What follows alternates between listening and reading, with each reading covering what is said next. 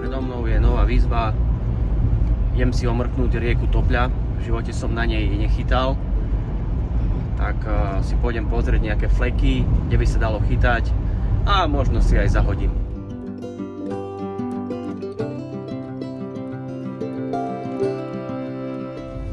Zobral som si so sebou zopár návnad. V prípade, že by som našiel nejaký zaujímavý flek, tak si nahodím na nejakú hodinku, hodinku a pol, vyskúšam a zabalím to.